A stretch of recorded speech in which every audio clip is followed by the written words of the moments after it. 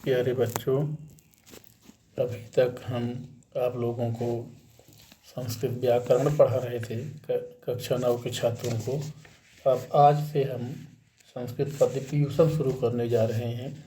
तो संस्कृत पद्य पीयूषम का सबसे शुरुआती जो पहला पाठ से पहले यानी मंगलाचरण, जैसे बच्चों आप लोग आते हैं विद्यालय तो पढ़ाई शुरू करने से पहले प्रार्थना किया करते हैं, उसी प्रकार से पद्य पीयूषम में भी ये मंगलाचरण पहले है, उसके बाद तब फिर पाठ शुरू होगा।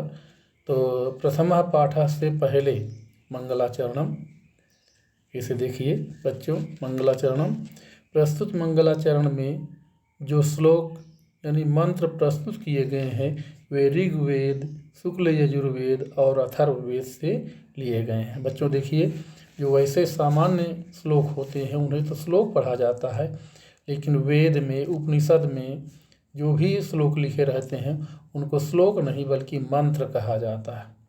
और विश्व के साहित्य में सबसे पुराना साहित्य भारत के वेद ही हैं और इन वेदों में अथाह ज्ञान और विज्ञान भरा पड़ा हुआ है।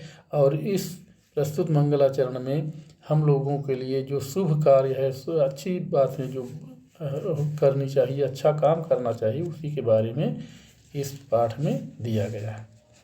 तो इसमें पहला मंत्र देखिए। पहला मंत्र है आ नो भद्राः क्रतवः यन्तु विश्वतः। आ नो भद्राः क्रतवः यन्तु विश्वतः। अब बच्चों इसमें देखिए, न इसका अन्वय है नः भद्राः क्रतवः विश्वतः आयन्तु। नः माने हम लोगों के लिए या हमारे अंदर, भद्राः माने कल्याणकारी विचार, क्रतवः माने विचार, भद्राः माने कल्याणकारी, क्रतवः माने विचार, विश्वतः माने चारों ओर से, आयन्तु माने आए। फिर से देखिए एक बार अन्वय इसका, नः भद्राः क्रतवः विश्वतः आयन्तु। नः माने हम लोगों के अंदर, भद्राः माने कल्याणकारी, क्रतवः माने विचार, विश्वतः माने चारों ओर से, आयन्तु माने आए। यानी व्यक्ति प्रार्थना करता है कि हे ईश्वर, हमारे अंदर कल्याणकारी विचार चारों ओर से आए और अशुभ बातें हमारे अंदर ना आए। यह प्रार्थना की गई है। और बच्चों ये ऋग्वेद से लिया गया है। और ये ख वाला देखिए, पहला मंत्र का ख वाला आप देखिए, भद्रम कर्णेभिः शृणुयाम देवाः भद्रम पश्येमाक्षिभिर्यजत्राः। फिर से देखिए, भद्रम कर्णेभिः शृणुयाम देवाः भद्रम पश्येम अक्षिभिर्यजत्राः।